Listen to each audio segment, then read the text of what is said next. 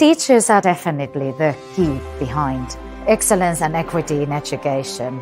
I mean, what parents want for their children is not just academically strong achievers, but they want their kids to be happy and healthy, who have the whole package to succeed really well in life.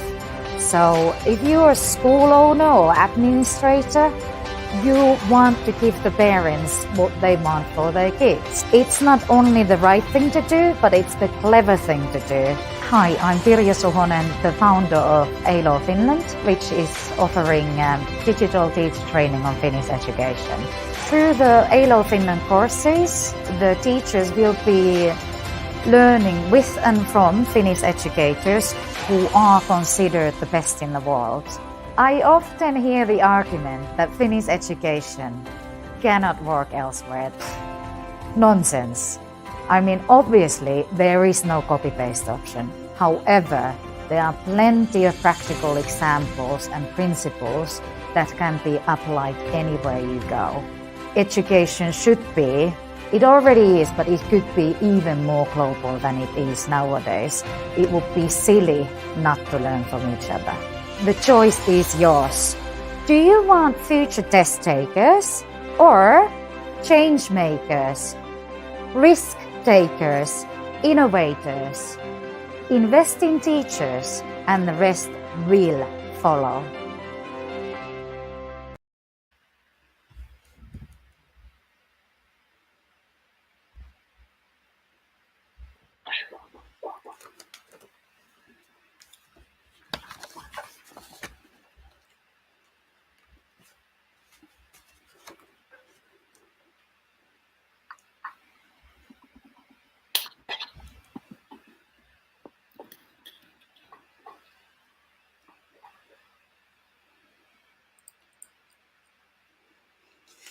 Yes, we are live today.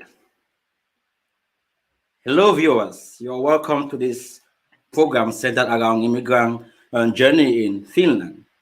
Today, we have our very first guest, in Finland, and we are going to focus on the different challenges and also focus on the stories of immigrants here in Finland and to look at opportunities and the way forward to tackle these challenges. Today, I have Miss Elizabeth or Mrs. Elizabeth. She's one of our hosts for today's program, and she's going to be one of the people or the person who is going to be asking a lot of questions to our guests. But we are not going to be talking so much about ourselves. We're going to be looking towards seeing what our guests are all about and what they are doing here in Finland. You're welcome, Elizabeth, my able host for today's show.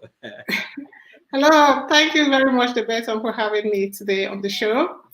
My name is Elizabeth Ita, and I'm very delighted, really, to be co-hosting this live show with you, Debeton. Thank you for the invitation. It is a very important topic. We are talking about an immigrant's journey in Finland, and we are looking at focusing on education, career, and politics.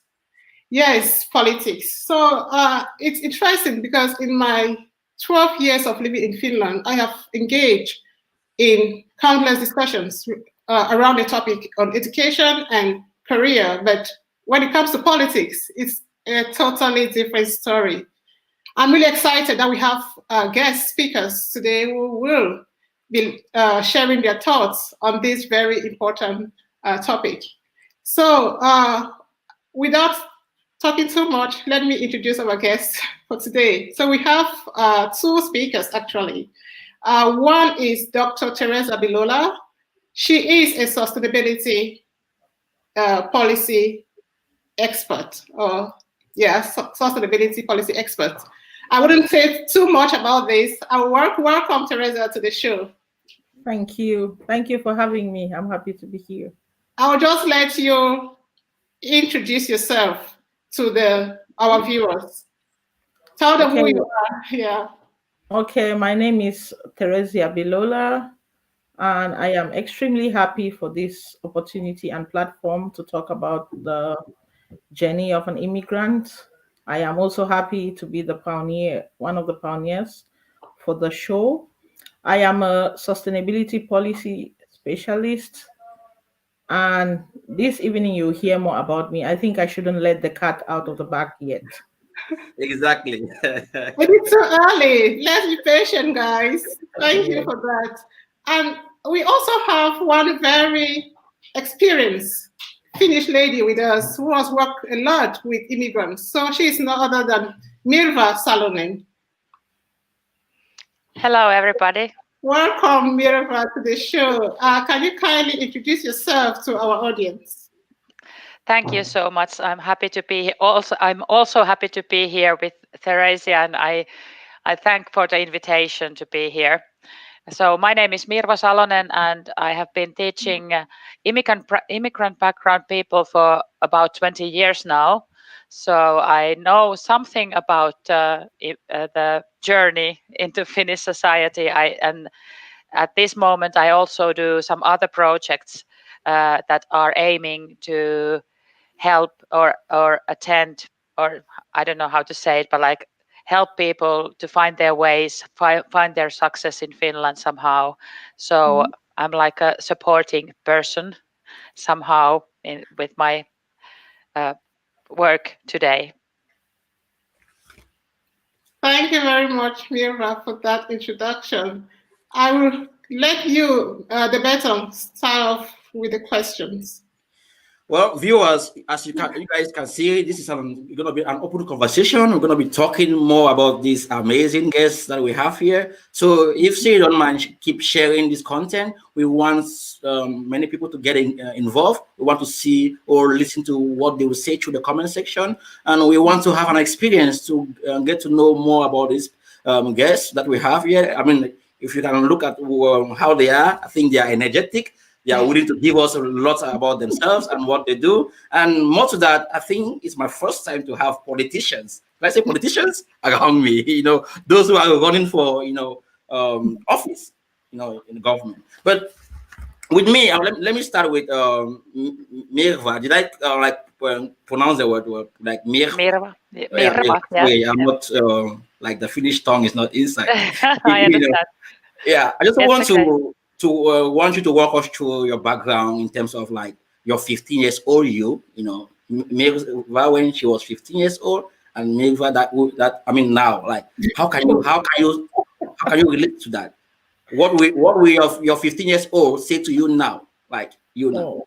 Oh my God, this is a tricky question. I think my 15 years old self would say, "Wow, how did you come there?"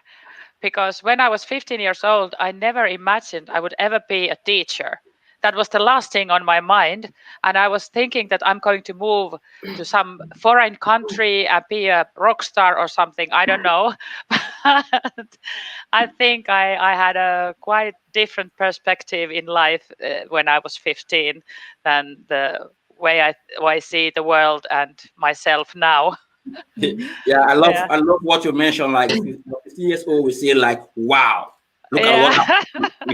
Like wow, Yes. Now, coming to you, Teresia Biolola. Sorry, it's like I have to go through a pronunciation class to get to be acquainted with it. I just want to understand when it comes to you. I don't know, but I'm not sure you were born in Finland. Let me assume you were born in Cameroon. You're 15 years old. And now, how can you relate with that? Yeah, you are right about that. I was born in Cameroon, precisely 9,300 kilometers from where I am sitting, from Balinyonga. You can check that, Mirva, if you want to. I moved to Finland about 15 years ago. And if I have to talk from the same question you asked Mirva, my 15-year-old self will probably be shouting now, "What?" Because so you have the same feeling than me. Yeah, I didn't have any dream of being where I am today, talk less of even leaving my country. So it's like two different people, but we are here today. You are into politics?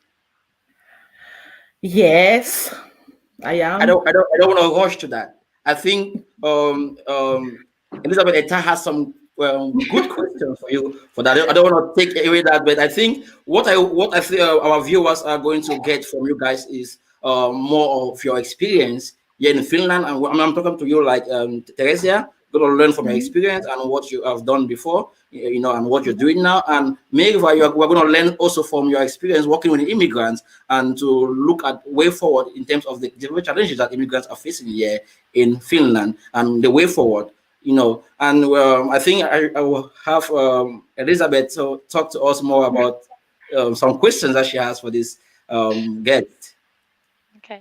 Thank you very much, Debeton, and thank you, Mirva and Teresa, for starting this show.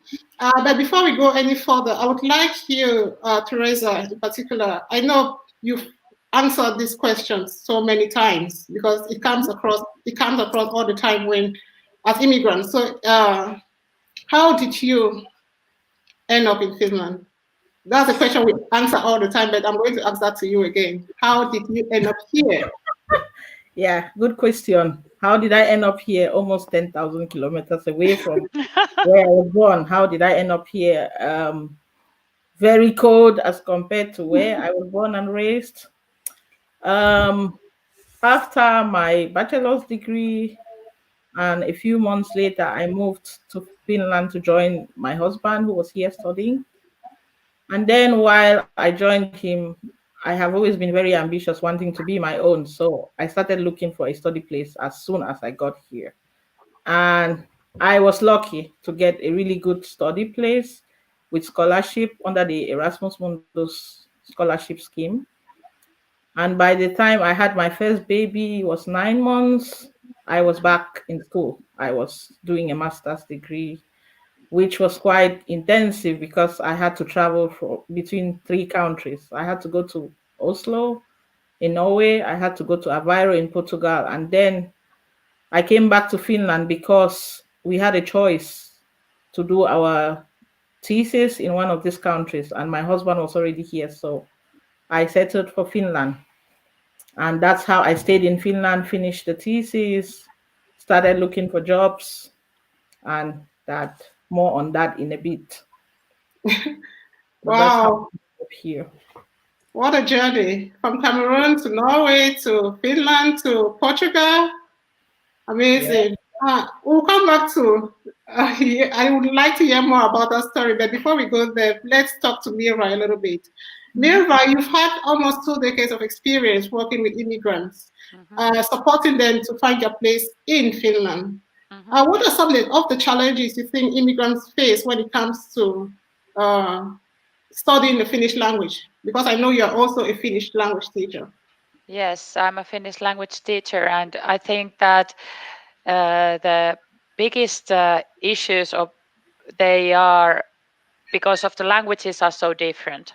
So depending on your mother tongue, of course, it depends on what is your mother tongue, your native language. It brings differences because Finnish language is certain kind of language, and what is your own language. And I think that you think the thinking and your spoken language, they go hand in hand, and there is not one without another. So you need your language to think, and you need your thinking to speak, and so on. So I guess the biggest task is to recognize the differences between your mother tongue and Finnish language, and then understand the way we Finns think. Because when you learn the language, you at the same time you learn the way that people think here, and what is our perspective to the world. Because the language is the key to the world, the perspective of the world, I think. But I think the pronunciation is very hard because there is this kind of vowels, and also because all of the words are changing all the time. So those are the 2 most difficult things. The easy part is that there is only 1 letter to every sound you make. So it's easy for us, at least, to know that, okay, when you write one A, it's always A, and it's always the same, and it doesn't change. You say it same way, and it's anywhere in the word. But okay, there are something that is easy and something that is not so easy. Wow, you've just taken us through a Finnish lesson right now. Thank you. But I would like to also have a follow-up question right now. Of all you're a Finnish language teacher. Why did you choose to work with immigrants? What was it about immigrants that you wanted to work with them? I would say that it was somehow a little bit faith. I don't know. Something happened. I didn't actually choose it. It just happened because I was studying, and in my life there has been a lot of like how do you say? Not I wasn't so much planning on, but I just drifted into places. I found myself in places. Okay, now I have a theater as a hobby, and somehow maybe that one opened up something in myself. I started studying Finnish language, but I wasn't sure where it would lead me. It was just easy way to get into the university, and it was easy for me. The Finnish language, the grammar points, everything was so easy for me. So I thought, okay, I go and continue with this one because this is easy for me. And then I found myself in there, and then I got interested in the literature part, and then I went to the student theater in Turku, and then I found a performer inside of me, and I guess somehow one thing led to another, and I became a teacher. And then first of all, I thought that I was a Finnish, mother tongue, Finnish as a mother tongue, so Finnish language teacher for the children. But during the years, one thing led to another again, and when I finished I already started teaching during my studies. And when I finally graduated from my studies, then I was all the time working in a supermarket during my studies. Of course, in Finland, because you move out of your home as a young girl, I moved out of my home and out of my family home, and then I had to get along by myself. So I had to work and study to get at the same time. And when I graduated, I also finished my supermarket job, and then I was like an unemployed person for a while. And then I got an offer from Raisio, and they needed a immigrant teacher or someone to teach Finnish language to immigrants, and that's why I kind of drifted into this place. But I can say to you, I can tell to you that the very first day I started this, I knew it was my calling. I knew that this is a place for me and this is the job I want to do. So I fell in love with the kind of atmosphere that there is so many people in different countries and speaking different languages, and somehow it felt very easy and very normal and very how do you say, rewarding to see that I can make a difference and I can help these people to understand the language and show them the way to this important thing in Finland. Wow, what a journey. Thank you for sharing that. Wow. Look, let me go back to Teresa a little bit. Teresa, can you please talk us through your educational journey in Finland? I know you have a PhD from one of the Finnish universities, and you have a master's also in Finland. So can you please talk us through your educational journey? Before we go to Teresa, I just want to make our viewers to understand that this program is an open conversation, so they can ask questions. You can send your questions for Teresa or Mirva. I mean, if you have something you want them to explain more, to elaborate more, you can send your question through the chat section. And don't forget to share this content and invite as many people as you can, to join us live today. So Teresa, you can continue. Sorry. Okay, let the story continue from where I finished the master's. So I finished the master's sometime in the summer of 2009. And then in my mind, I was like, I'm done. Now I want to work. I really want to work. I want to work now. And I want it now. And then I started looking for jobs and I didn't get any. But 6 months into that, I decided to apply for a PhD position. and I started writing proposals. Didn't get positive responses, got some half positive responses. And then finally, my break came in the end of that year. I got offered a PhD position with full funding. And then I moved to Turku and I started doing the PhD. And I completed that in 2015. So a PhD plus one more baby. And that's how my educational journey has been. Wow. A Quite a PhD and journey. a baby at the same time. I know it must have been very challenging. So can you tell us a little bit about that? Yes, it was indeed, especially going on maternity leave and coming back and feeling like you're starting all over again. But I cannot overemphasize the role of having friends and family members who are supportive. That helped me a lot in Finland. And it's something that I will talk a little bit about down, in this conversation, the importance of having a good support network. That helped me a lot, even though I had to be juggling family and education. The presence of a good network was very important. Mm-hmm. Thank you. The Beton, do you have a question for either Teresa or Mirva, or should I continue? Because I have tons, so many questions for them. He's muted, I We guess. can't hear you, the Beton. I think I have some questions here for all of them, but I want to begin with with Teresa. It's like we're going to slaughter you today, yeah, with questions. So Okay. try your best, you know. Puko Swami. Joo, puhun vähän. Mä ymmärrän. Okay, good. That's great. I mean, Don't be bothered, Teresa. You do. you mentioned your journey, you know, well, Norway, I mean, to Finland. What are some challenges that you have faced in terms of? I mentioned the language. I know you're gonna like say it's one of the challenges in your first, but I want you to go deeper in terms of your day-to-day activities here in Finland. What are some challenges that you think other immigrants can relate with that you have gone through here in Finland? In Finland.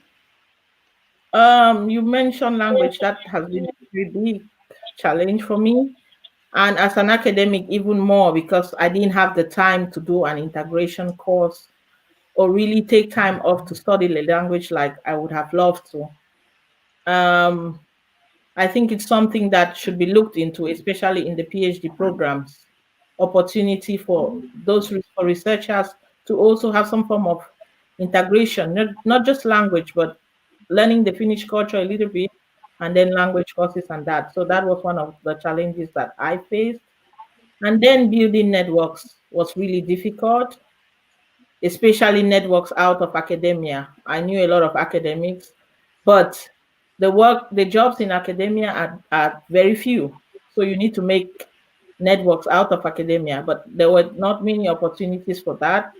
I focused on the research, and then after finishing the research, it was like I was thrown into a completely different world, and I knew nobody there. So networking, language, and then the almost inability for the world of work to read academic work as work experience. So I took 4.5 to 5 years for doing the PhD.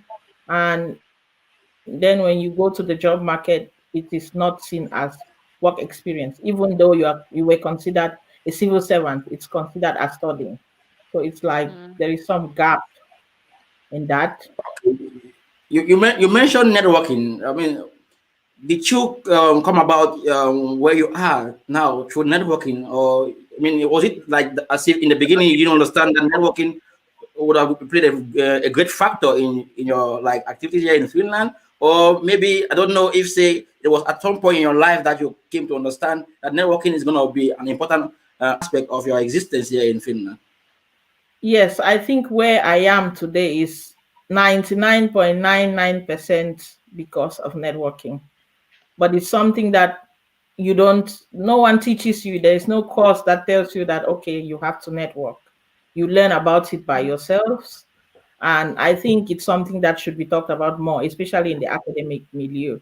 I never knew that that's one of the biggest things that can carve your path in Finland, that can open many doors. I didn't know that, but it's what brought me where I am today. I will talk about that more if I have to Okay. talk about my career. Okay. But Fine. yeah. I totally relate. Let me dive into Mirwa. Mhm. Yes. Opettaja suomen kieli. Suomen kielen opettaja, yes. Okay. Mun suomi ei ole hyvä. Mä yritän puhua. But Hyvä, aina kannattaa yrittää. I'm going to speak English. You have been working so much with you have been involving with immigrants, here in Finland. When it comes to the language, because we know, of course, the language is good in Finland to understand the language. What do you think are some difficulties that, like, let me put it this way: what do you think is holding most foreigners to understand or learn the Finnish language properly? What do you think is kind of like a challenge to them that they cannot actually do the course properly to get the language skills? I would say the biggest and most, I think, I can't say it in English, but it's the English language as we are doing it now. Because when you are not pushed, if you don't have to learn it, if you manage to yourself through somehow with the English language, then you don't need to learn the Finnish language. But those people who don't know how to speak English, they have to learn it. They have to learn the Finnish language, and that pushes them to do it. So I think the most challenge here in Finland is that we give these opportunities to study in English, to make your thesis in English, to make an academic career in English or academic studies in English. And nobody tells us, as Theresia has told us here, that nobody tells you that it's not going to give you a way to, it doesn't lead to a job. Because if you only can communicate in English language, you are not going to find the networks and maybe not you find the jobs. So I think that is the one very big, how do you say, este. So it's like it's Maria. pulling, barrier. It's pulling you back if you are only using the English language, and so many people speak it to you. And I think that is the one biggest point of what I've seen here so far. And it's in the academic world, but it's also in any other level or any other job you take. If you speak English, it's not enough. Maybe in Helsinki today you can manage with English language in in services like restaurants and stuff like that. You can serve people in English, but anywhere else in Finland it's not enough. So that is one point that I want to make here, that the English language is really making it very, very hard for people to learn the Finnish, because it's their safety network. It's like, okay, but I can communicate, I can tell what I'm thinking in this language. So then you are not pushed to put yourself like to, how do you say?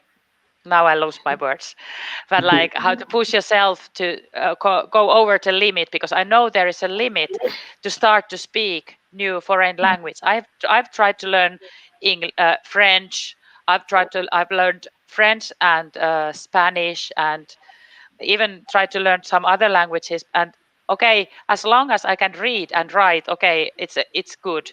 But then when I have to open my mouth and try to say something, I'm like, and nothing comes out. Yeah, I understand. I can read. I understand when they speak to me. Maybe I can even write the language. But then when I have to use it, I'm like a fish in a dry land, and nothing comes out. So I know that it's a big leap. It's a very, very large barrier to go over. But if there is no other there is no other way for you to express yourself, then you are pushed to do it. You have to do it. There is no other way. You just have to learn it. And I've had students whose mother tongue is Arabic or something, and they didn't learn English at any point. So they just have to speak it, the Finnish language. Okay, that's awesome. I think after the break, we're going to continue with more questions. Hi, my name is Reggie Rusan. My company is Simple Tech Solution. We help companies become GDPR compliant. GDPR stands for the General Data Protection Regulation, which took effect this year in May. I have a Finnish business partner that speaks Swedish, so we are able to provide services in Finnish, Swedish, and in English, so we cover the Finnish population quite well. I started my company here because I had spent 30 years in the corporate world, and when I moved to Finland, I decided I wanted a different challenge. Investigated starting a business and found that it was quite easy to do so. It's well documented, and you can get lots of good expertise and advice from the Finnish entrepreneurs societies. Wow, we are back again. Awesome conversation, an immigrant journey in Finland. So I think, Elizabeth, you have more questions for our guest today. Yes, thank you, Debeta. Before I go ahead with some questions, I would just like to comment a little bit on what Mirva said, because what you said, you just described the story of my life. I've had challenges learning Finnish just because it's so easy, and it's so easy to go along with your activities in Finland in English. Almost everyone speaks English, so you find it like there's really no motivation, no extra push to learn the language. I thought I should comment on that before I continue with the question. So my next question would be for Teresa. You were talking earlier on about your career path in Finland. At least you mentioned about working in academia and then trying to transition from academia to work outside academia. I would like you to kind of describe to us a little bit about your journey, your career journey from academia to non-academic positions. Okay.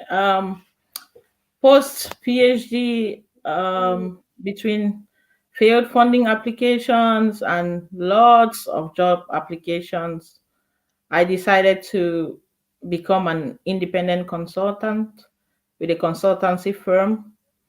And there I was able to still do my work as an academic, not necessarily in a university, but providing guidance and working on some consultancy projects related to higher education and development policy.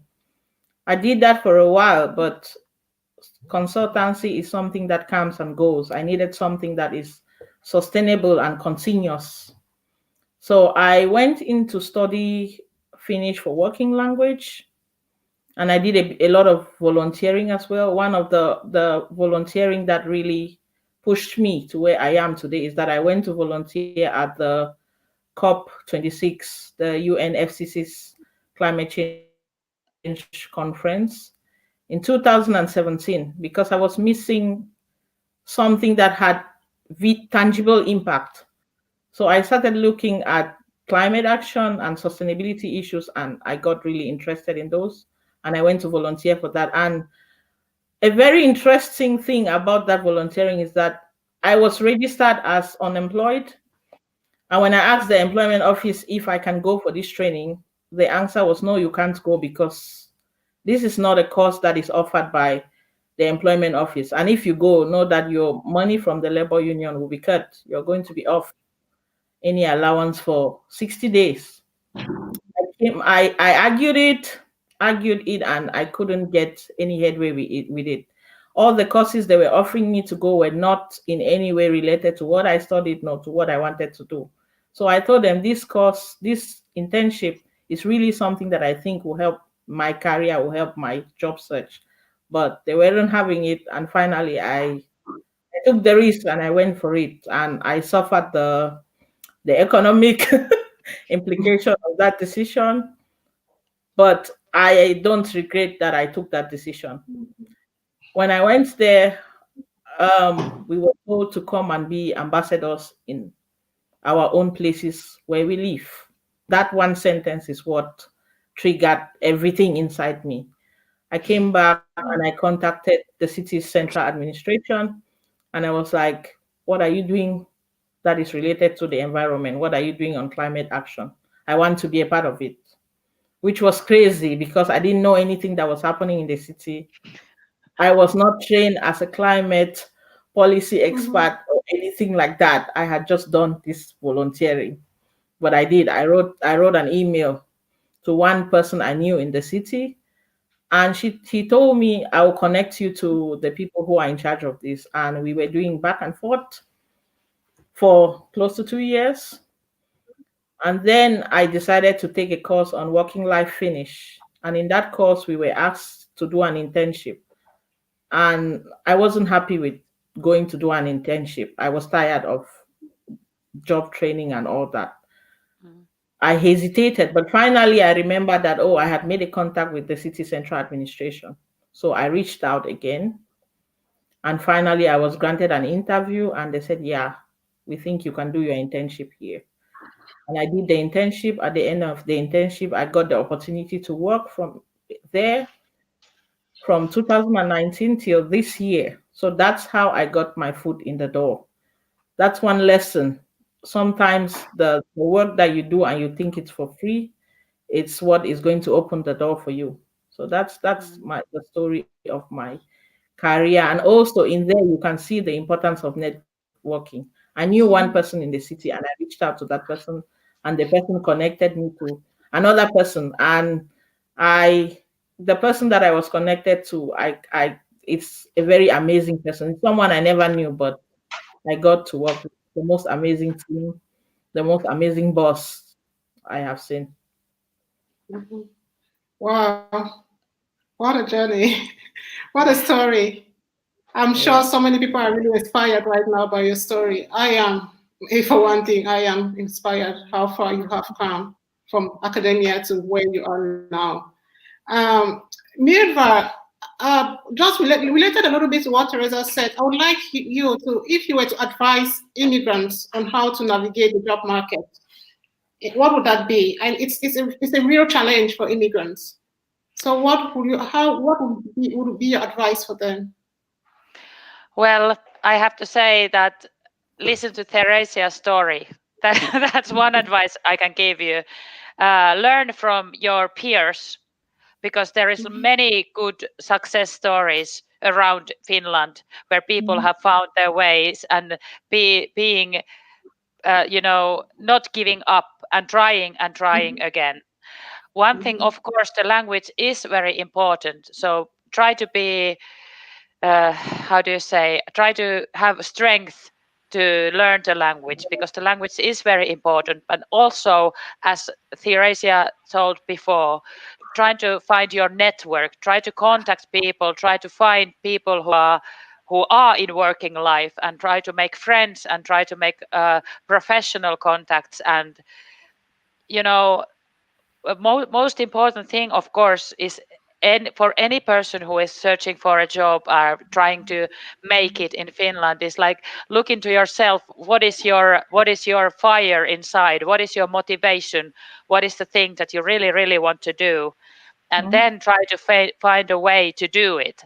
Of course, everything starts inside of you, and you have to find the motivation inside of you before you can do anything. So, like, I think that Theresia's experience or example here is very beautiful, because she knew what she wanted to do. She had her life. How to say?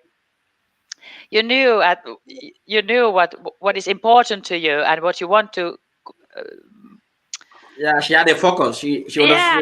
have. That's Yeah, what she I had a mean. focus. Yeah, you had a focus and you have a goal, and Yeah. this is where I want to go, and this is what I want to do, and then you have the strength to do it also.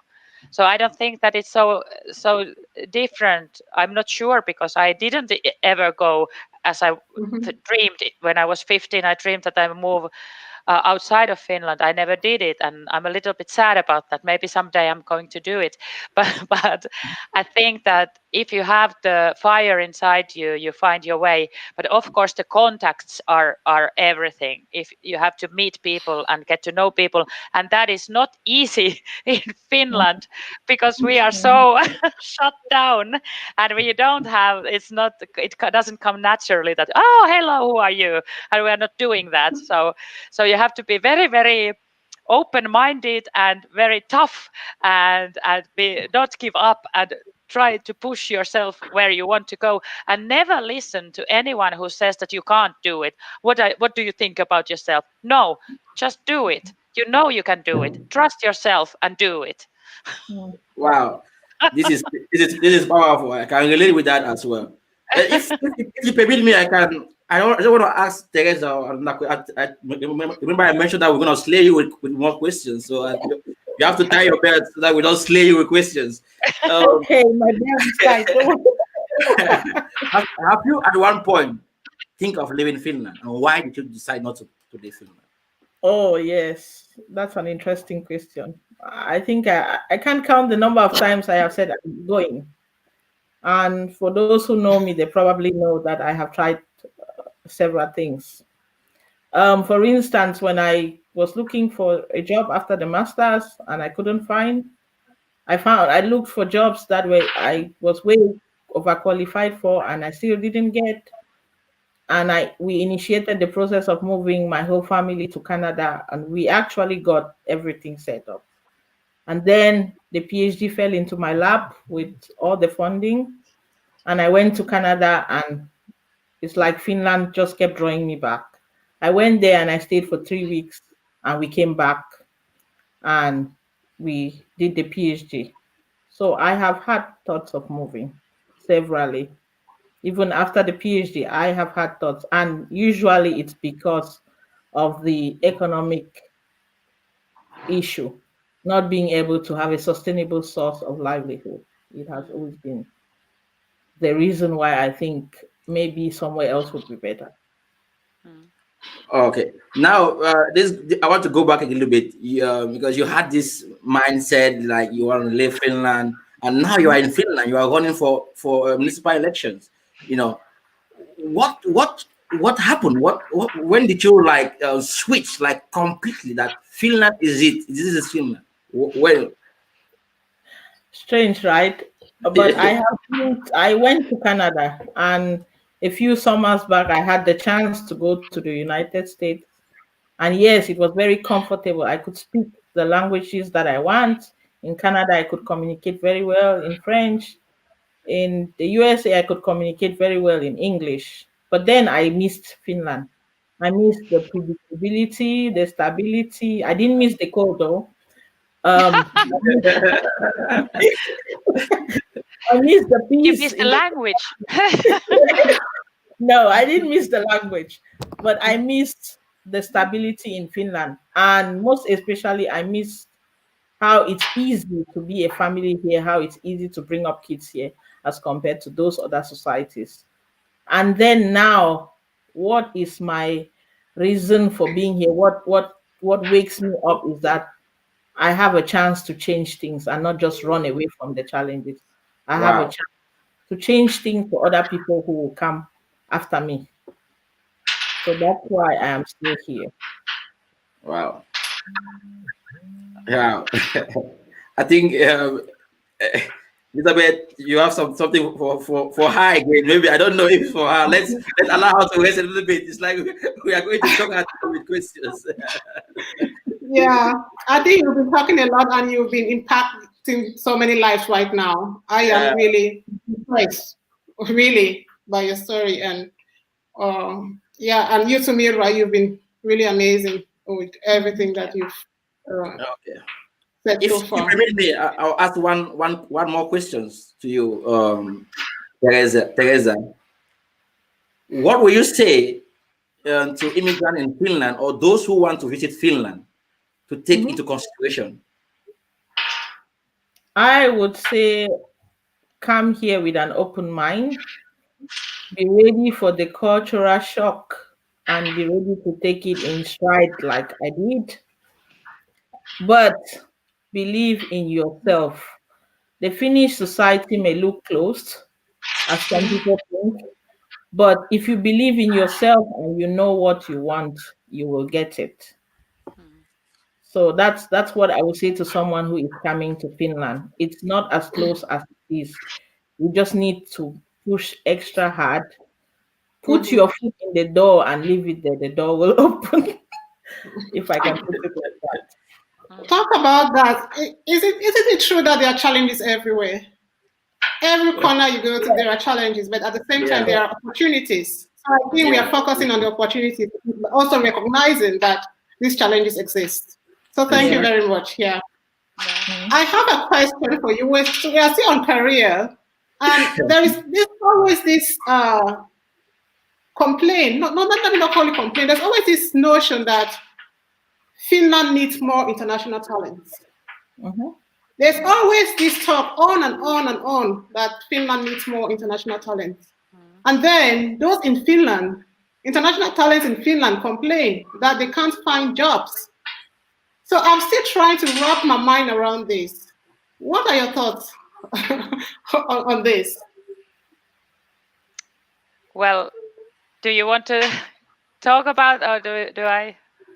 Yeah, can you start? I think Teresa has been talking too much. Yeah, I know what you're talking about, and I'm really shocked when I see people. I work in Uusikaupunki now, and there is a big car factory there, and there are people working online building cars, and there are doctors and PhDs and everyone who have studied in English here in Finland, maybe like Teresa did their doctor's thesis or something like that. And I don't know what is the main problem here. Is it the structural racism? Is it the thing that the Finnish society, even though some people talk about these foreign talents and that we need them, but still the working life is not ready for them yet, or they can't. I don't know what it is. I think it's one of the things is the language, of course, as Teresa said. I think there is a lot of things that need to be done in universities to push people to speak Finnish, and also to get people to knowledge about how they can, what they need to do. So much information that foreigners who come here, and also the support. The companies need to give support to people who start working there and give information about the working culture, all the rights and all the obligations and everything like that. I think we have to deliver so much information about the possibilities and how to be successful. But also I think it's still about I don't know, maybe it's not maybe the racism, but it can be part of that. Like we when we see foreigners, when Finnish people, they don't hire somehow. I don't know what is wrong there. Why is it so impossible to hire the first immigrant person in your company? But I think that is the one thing that employers are not. They don't hire immigrants, and I'm not sure what is the real reason there. There's a part in Finnish law, for what I've understood, that give upper hand, like it literally prohibits companies from employing foreigners just like that, if say there's a competition with a Finn. So I think that the Finnish society is working towards eliminating that law. It's in implementing, but I think most Africans don't understand, or foreigners in Finland, or maybe Asians, or whatever category of person we have in Finland. But there's a law that prohibits companies from hiring foreigners, to the company. So they are working towards taking that away to the parliament. Yeah. Thank you, Mira, for sharing your thoughts on that. Teresa, what do you think? What comes to your mind each time you hear these stories about immigrants wanted, international talents wanted, and then internationals complaining that they can't find professional jobs within their fields of study? I think every time I hear it, it's a bit surprising. But some of my conclusions are that I think it's probably one fear is the fear of moving to learn another culture. For instance, if I employ one foreigner in my company and there's never been any foreigner, then all of us have to try to be able to interact with this person. I think it's some form of laziness, as I will call it. Mhm. They are not ready to step out of their comfort zone and interact with this new person, probably learn how to communicate with this person from their own different culture. I think that's one of the reasons. It's not necessarily about the skills. Of course, there's a language issue which is always there, but there are some jobs that you don't even need that language as much. I think it's not the communication with the job, it's the communication within the Mhm, team that is the problem. Yeah. Yeah. mhm, mhm. Very well put, Teresa. Very well put. Mhm. Now let's go to politics. I know you both are into politics, and you are running for the 2021 municipal elections in Finland. Mirva, you are running for in Raisio and Teresa in Turku. But I would like to find out from both of you, how did you find yourselves in politics? What motivated you to get into politics?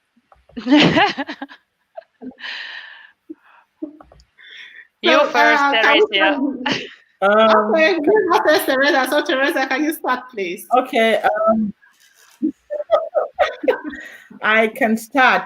I can't say that I chose politics per se. I think politics chose me. I was just an everyday person doing their work diligently, trying to make my own impact, trying to talk to people who are like me from similar backgrounds. And then politics decided to choose me. I was working, as I told you, in climate action and sustainability projects. And I was contacted that, oh, you have been doing such good work with climate policy and sustainability. We think you would do good also in politics. And Wow. then I have also always had this desire to see that the individual resident has a say and has their hand in policy, because it's always like policies looks ambiguous, it looks very far away from the individual resident. So I saw this as an opportunity for me to be able to push that, to encourage that. So that's my motivation every day, that the policy can be brought to the individual residents doorstep, to their table, for them to be able to understand, because I believe that each resident has a role to play and they want to play that role, but they don't know how. So that's what motivates me. That's what has motivated me and keeps motivating me. Politics chose me, but I think I have a lot to offer there. Wow. Your story just reminds me of this thing that we keep saying, that wherever you find yourself, whatever you do, put in your best, because there is always someone watching. You might think no one is watching, but trust me, someone is always watching. And when these opportunities come up, they will contact you. So this is a very good message for all of us watching, to our audience right now, to immigrants watching us, to everybody watching, that wherever you find yourself, give it your all, give it your best. Mhm. Yes, back to you, Mirva. Uh, what motivated you to get into politics or to run for elections? Well, I guess I can somehow relate to Theresa's points. Like, I guess the politics chose me too. But one thing is that when my daughter went to school, and there was this parents association thing going on, so that the parents could have their own meetings, association, where we were thinking about how our children doing in the school, and how is the school, uh, what is going on in the school, and how the parents can participate somehow, keeping the school good environment and stuff like that. And I got involved in that, and I was there during the whole elementary school of my daughter. Now she's in high school, but the whole time she was doing the peruskoulu, I was participating in the Parents Association job. And somehow there, my politics inside me, I think it growed, and somehow I felt that this is important to be able to participate. It's important to be able to have a say to the decisions that are made, and it's up to us to take actions, and it's up to any one person to be able to try and make the difference. And of course, I have to say that when I was a child, my father was very political person. So somehow I think I got the fire inside me about this thing as a child, because my father was very much involved with some kind of politics. Well, now I'm losing my English words again. So maybe I leave it to that. Okay. Well explained. But nice to hear that. But one thing that I'm also wondering when it comes to international residents' participation in politics is about the low rate of participation among international residents. It's according to what the report on ILE the other day was, that not more than 20% of international residents actually vote. So I'm trying to understand here what could be some of the reasons for this low participation rate amongst international residents. Well, maybe they don't know their rights. Maybe they don't know in which election they can vote and what it means. I don't know. Maybe it's a lack of information. Maybe I'm not sure. What do you think, Theresia? First reason will be that they don't know. They are not informed about these things. I can count quite many in my immediate network who didn't know that they are able to vote. Something like that me, I don't know. That you must like me, I don't know. So. Yeah, I know that I can vote, but for some reason, yeah, some don't know. A cup of tea, and some don't feel involved in the society that much that they think that they should vote in elections. For instance, there's this student who did a study in I think Vascular, if I'm not making a mistake, and that was one of the reasons that most of the immigrants don't feel like it's like they're living in their own bubble within Finland. So politics is like something that, okay, it's out there, it's in another world, I'm in my own world. And I think we need to change this perspective, because how we act, Finland is on a journey, as I can say. It's on a journey like other countries have been, moving towards being more open, more internationalized. And what we do as internationals, as immigrants now, would determine how the future would look like. And it starts by simply voting, or simply learning about what is happening in the administration, in the government. For instance, Finland is on a journey. We can see the current government of Finland, and from that government, you can know that you can come from anywhere and be somebody in Finland. Well said. Wow. Thanks, guys. I think let us just go through some comments before we continue or wrap up with the show for today. I want to thank those who have been commenting, those who have been partaking in this program. You guys are awesome. We have Emilienne Grace here. We have LC Fobi. We have Ponji. Let me just go through some comments. We have Max Ngang said, "Good, go girl, do your thing." I think it was when Teresa was talking. I don't know. And we have also Max saying Togo Council candidate. I think that's Teresa. So you have your fans here who are like looking up to you. We have also Bonji says great initiative. I think it's more on this platform what we are doing here.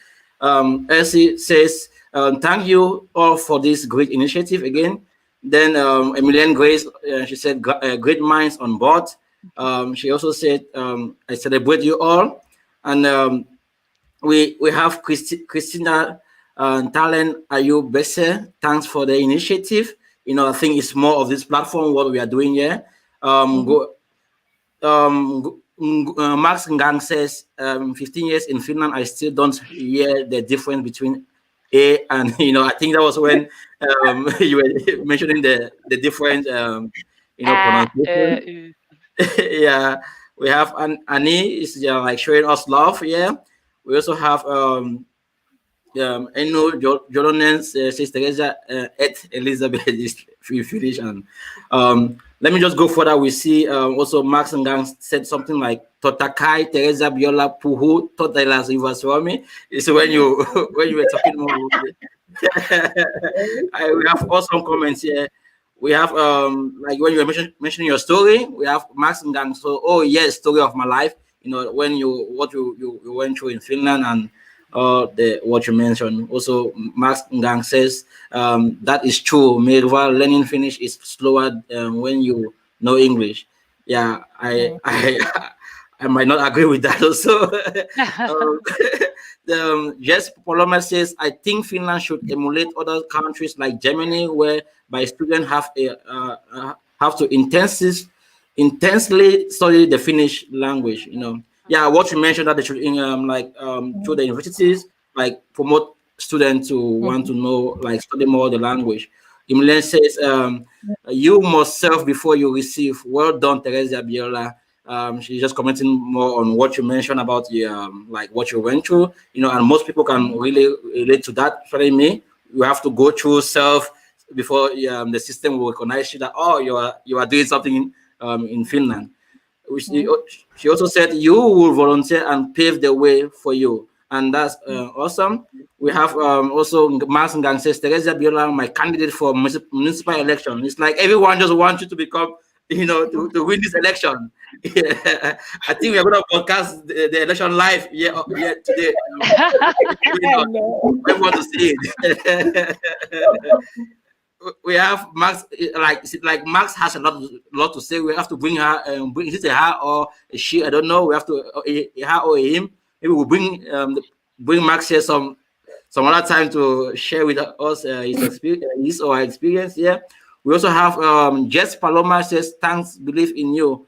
Yeah, and we're going to continue with some of the comments after the show is ended for today. So let's just continue with let's just wrap it up and give some last questions to our guests for today. Yeah, the better. Thanks for reading some of those comments. Really nice hearing that our audience really appreciate this initiative, and they really kind of the things that you are saying really resonate with most of us. So thank you.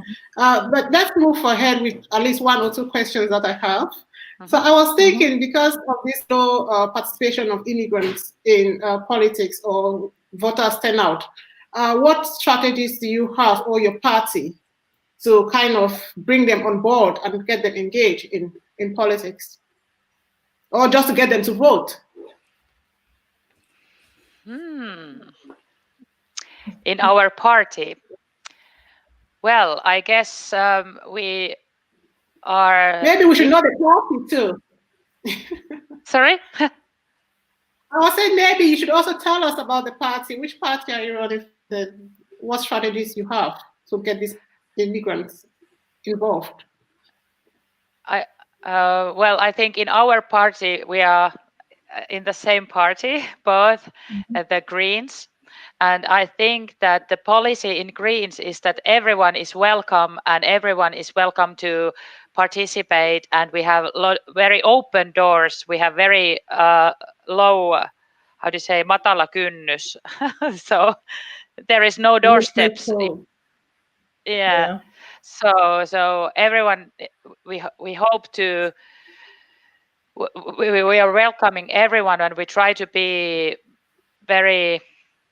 I don't know. Teresa, you continue, but my point is that the way we are working, we are trying to make people to get involved, but I'm not able to put it the right way. Maybe Like to Teresia create can more help awareness me for people to get to understand, to know, and get involved into like politics. So yeah, Yeah, you yeah, understand what you yeah. wanted to say. Yes, Mhm. yes. Can you tell something Yeah, because I Teresa, can lost you my ask word? what you already said, please? yeah, Sorry. the teams are doing quite much to make sure that immigrants and especially non-Finnish or Swedish-speaking people are part of the coming elections and future ones. For instance, we are trying to translate a lot of the basic material into English and other languages. And with Mirva, we are also thinking about making some short videos. I'm letting the cat out of the bag, sorry, Mir, which will go in several languages, just telling immigrants about why they vote and how their vote influences things and what happens too if they don't vote. Those are some of the strategies that we, as the Greens, Mm, are going to use. And then even our core values are very international and open.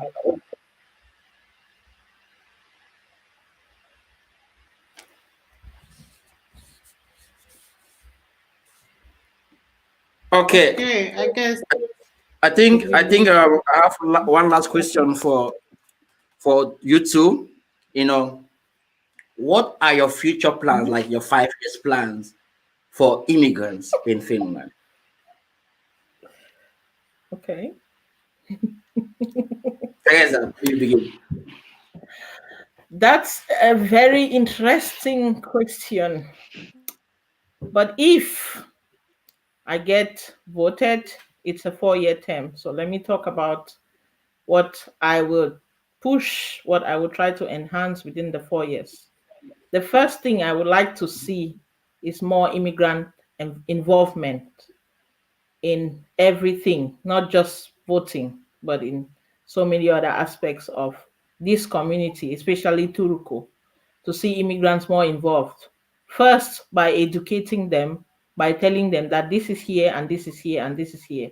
Because most of the times it's not because immigrants don't want to be involved, it's because they don't have the information. It's hidden somewhere or they have not looked enough. So my first goal is to see more representation of immigrants. That's the umbrella for what I will push for the next 4 years. And every other initiative will come under this umbrella, making sure that the non-Finnish and the non-Swedish or non-Sami speaking person is more represented, is seen, is heard, and is able to give their best to this society and also get something from the society. And of course, Yes. also foster a two-way communication. It's not only going to be about the immigrant trying to give or get their best from this society, but fostering a two-way communication with the Finnish society as well. I know that as immigrants, we tend to hang out with our own and feel comfortable. So I will push the immigrants to come out of their comfort zone and interact and learn about the culture here too. Mhm. Awesome, Well, awesome. that's very well said, and I guess in my part is that I have to talk to the Finnish people and try to make the difference inside of us who are already living here, and try to convince everybody that all of the nationalities that come here are valuable members of our society. It doesn't matter what is their mother tongue, or where they come from, or what is the color of their skin. Every person is as important in the society. I speak for the equality. In Finnish language it's called yhdenvertaisuus. I love the Yeah. word yhdenvertaisuus, and that is what I want to present and put forward in my own campaign and in my work. What I do the same work as I'm doing. I'm trying to make the difference in the companies that are in the Uusikaupunki Laitila area right now. I try to convince the societies that are there, and I want to make the difference in the Finnish people, we white face people here, that we would appreciate the value of the people who come here, who come to this cold and dark and strange language country, and they want to stay here. So we have to appreciate their efforts, and we have to appreciate that they really push forward and want to stay here. So why aren't we supporting them and giving them so we would learn so much more about ourselves, and so much be supportive to each other? How much more we would get when we would welcome people and be open and tell them that, hey, come and have coffee with me in my home. Yeah, that's awesome. But when I heard that a Finnish teacher is going to come here, so I had a one bonus question in Finnish. You know, if you don't mind. Okay. Yeah. Well, it's almost similar question to what I asked, but it's more specific. You know, mitä luulet tulevaisuuden maahanmuuttajille Suomessa? Miltä luulet tulevaisuuden maahanmuuttajille Suomessa? Mitä luulen? Ja mitä luulet? Haluatko, että vastaan suomeksi? Jos haluaa, ei se mitään. Mä ajattelen, että monet suomalaiset tai afrikalaiset tai maahanmuuttajille ihmiset voi ymmärtää sua. Okei, mä voin vastata suomeksi, että minun mielestä Suomen maahanmuuton tärkein pointti on nyt, että me annamme samanlaista kotoutumisen tukea työperäisesti tai opiskelijoina Suomeen tuleville kuin mitä tukea olemme tarjonneet pakolaistaustaisille tai turvapaikanhakijoina maahan tulleille siihen kotoutumisen tukeen. Se meiltä puuttuu. Meidän täytyy saada työn takia tänne tuleville, opiskelun takia tänne tuleville yhtä hyvä tuki kuin meillä on tavallaan se, koska pakolaistaustaisille meillä on tuki. So we need to enhance, we have to build up the support system for those who come here to work and study. We have to give them support to study Finnish language. We have to give them the support to learn about the Finnish society. And we have to build up that supporting system very strongly and show everyone that this is a beautiful, wonderful country. You can come here and we support you and help you to get involved in this country. Wow, that's awesome. Sorry, guys. Very well said. If it was wrong. Yeah. Really very well said, Mirva. I hope all of us are listening, because it takes all of us to build this community. It takes all of us to be what we want to see.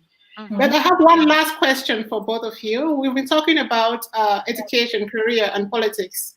And we have our guests, our audience listening, some of whom would like to come to study in Finland, some of whom are already studying in Finland. There are those who are trying to get into the job market. There are some who are now inspired to get into politics based on your stories.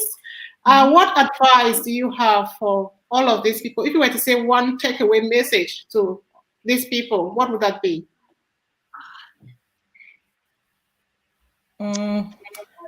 Teresa, maybe you just start. Okay.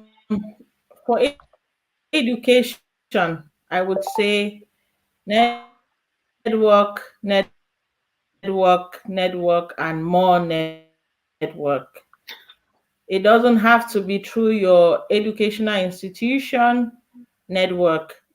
And if you are like me and your educational institution doesn't give you a chance to do an internship or get a connection with the world of work, find that and do it during your that I didn't get the chance to connect my studies to work while I was still studying. It was like I jumped from one world to the other. So network, volunteer, give your time for volunteering if possible to get the job experience. And then for politics, what I would say is that politics affects all of us, our daily lives. So it's not something that is a topic that is left for a few people. It's not something for the politicians. It's not something for the top government. It's something for all of us. Get interested in it, look at the candidates, and vote for those that stand for your values and for those that stand to speak for you, because that's how you will enjoy the society, because then you will get your values represented, you'll get your interests met. So that's one way to influence society. It's not only to go to work or complain on social media and all that. If you want to make a change, go out and learn about the society and cast your votes and talk to people, talk to Finnish people, talk to people within your network, and more network.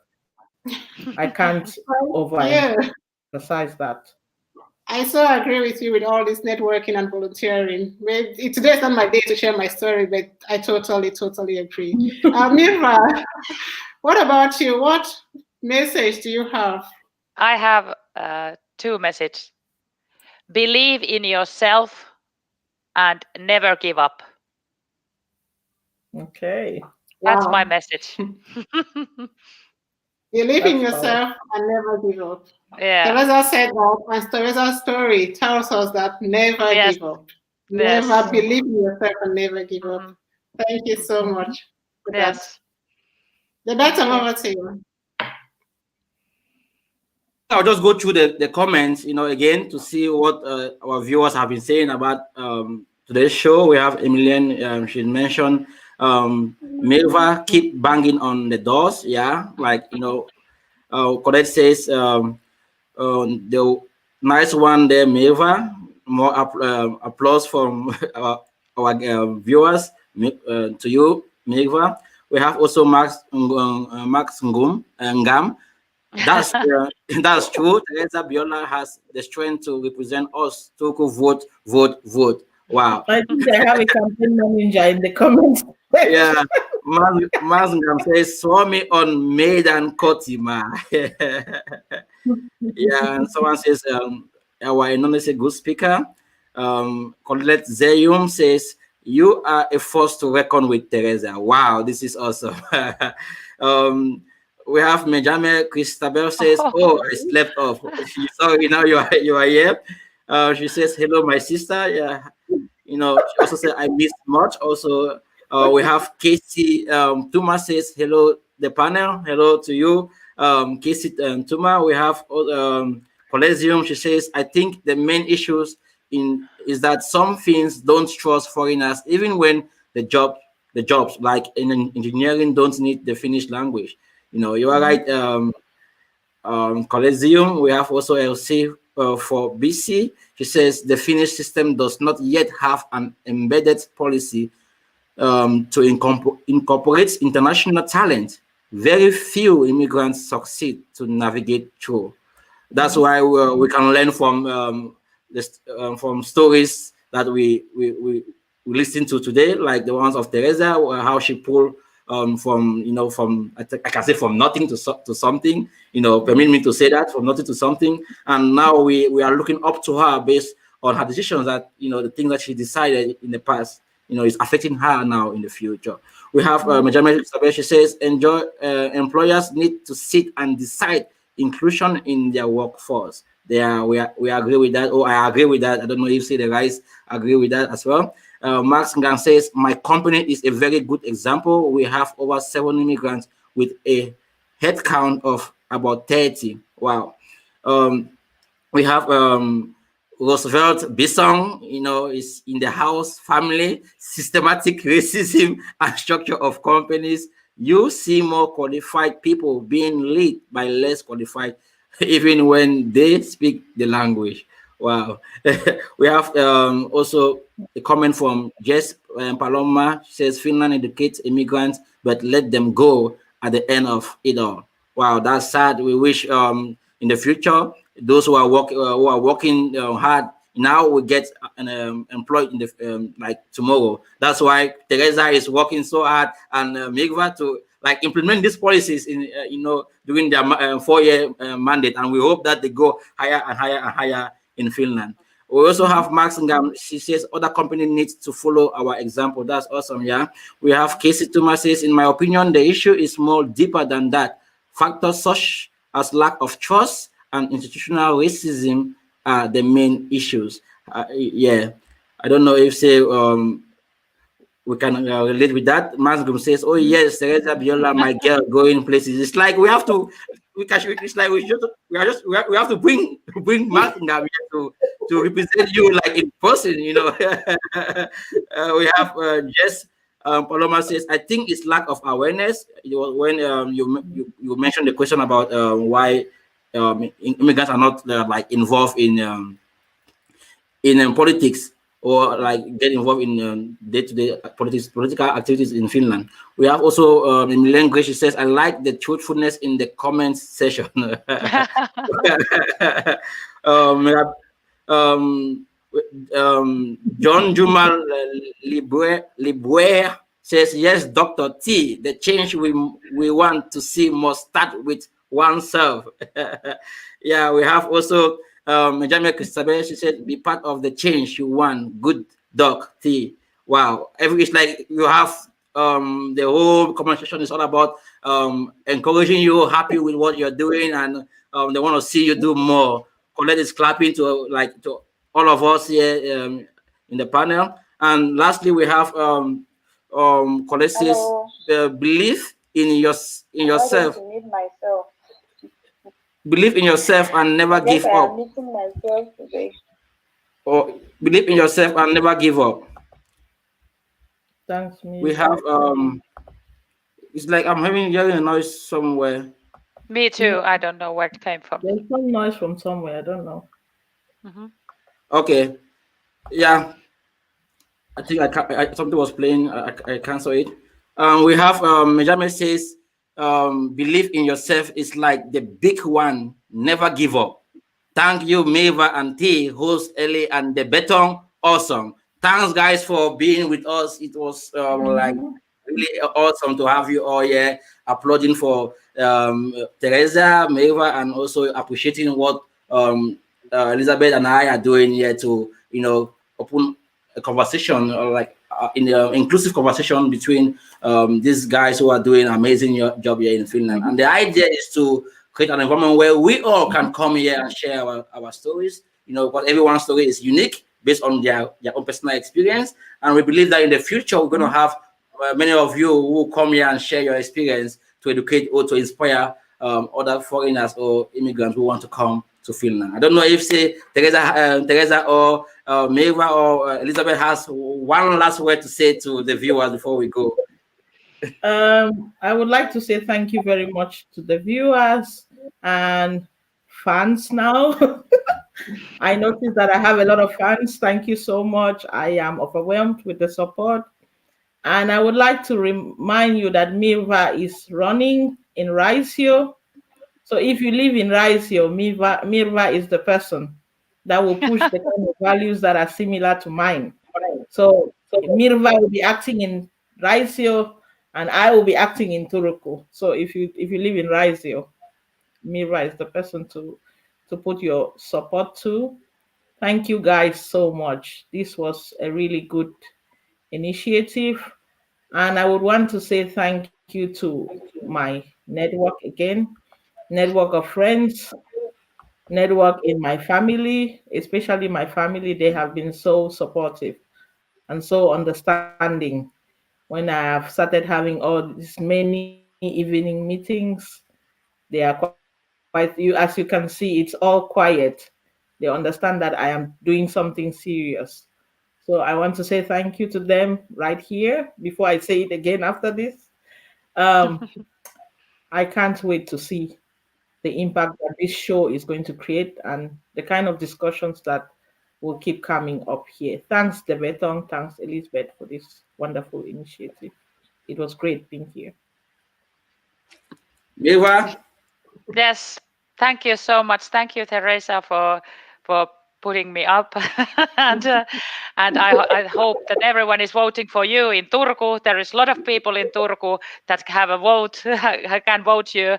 And I really, really thank you. And I appreciate it. Was really nice to be here. And I think if there is anything that I can do anywhere that I can talk to make immigrant background people feel more at home here, it's what I want to do. So this was a great opportunity, and I thank you both hosts, the Betong and Elizabeth. I thank you, and this was great evening, and it was nice talking to you. And you had some tough questions, but I hope I succeeded somehow. Yeah. Okay. Thanks so much for coming here today. Thank you very much, Mirva. Thank you very much, Teresa. Mirva, it wasn't supposed to be easy. We are looking for answers to these very important and difficult questions. That's why we need to ask those difficult questions. And we are so happy that both of you were able to answer our questions and share more light on the things that we need to hear and inspire us in the ways that you have done.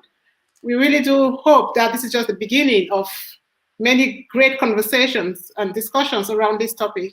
So it was really nice co-hosting this show with you, the Betong. And thanks for having me here. I hope together we can do amazing things. How do you feel now? Are you like? I mean, it's like we should do this every Wednesday at the same time. So viewers, please come here next Wednesday. We're gonna have another guest here. We don't know yet who. You know, if say you want to talk to us, you know, just reach out to Elizabeth or reach out to me, and we're gonna put you on the map or put your name on the list. And I think it has been an awesome, day listening from Teresa and Megva. I mean, it inspired me a lot. And I've learned that I can vote in Finland as well. So it's something that I didn't know. Yeah. So thanks so much, Elizabeth, for hosting this with me today. Thank you. Okay, guys. Bye-bye and see you next week. Teachers are definitely the key behind excellence and equity in education. I mean, what parents want for their children is not just academically strong achievers, but they want their kids to be happy and healthy, who have the whole package to succeed really well in life. So if you're a school owner or administrator, you want to give the parents what they want for their kids. It's not only the right thing to do, but it's the clever thing to do. Hi, I'm Pirjo Suhonen, the founder of ALO Finland, which is offering digital teacher training on Finnish education. Through the ALO Finland courses, the teachers will be learning with and from Finnish educators who are considered the best in the world. I often hear the argument that Finnish education cannot work elsewhere. Nonsense. I mean, obviously, there is no copy-paste option. However, there are plenty of practical examples and principles that can be applied anywhere you go.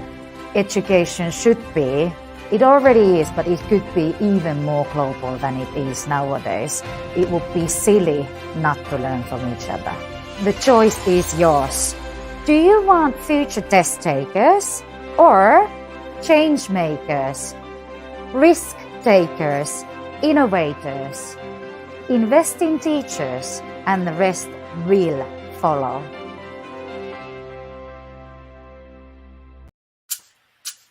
Everybody! Oh, a show you need to know. The Betong is that show. Efficient marketing, your networking, motivation. Everybody, come you all. The Betong is that show. For how long are you going to sit and wait? For how long do you want to share your success stories? Someone out there is waiting for that opportunity. Are you looking for an environment to share your success stories? To share your business ideas?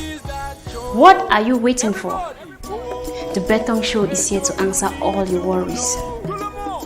The Betong Show is just toward business innovation, networking, education, and motivation. It creates an environment for business persons like you to share your business ideas and your success stories. The Beton Show creates awareness for business opportunities. It enables you to do proper networking and gain exposure in whatever you do. It creates an online presence and motivate others to keep doing what they love. Do you want to be left out? Follow the Beton Show live every week on Wednesdays and learn new innovative ideas that will make your business grow. Learn how to network properly and what it takes to become a successful business person. The Beton Show is here to change lives. It's here to change mindset. Don't be left out. Efficient marketing, your networking, motivation, everybody, come you all, the Beton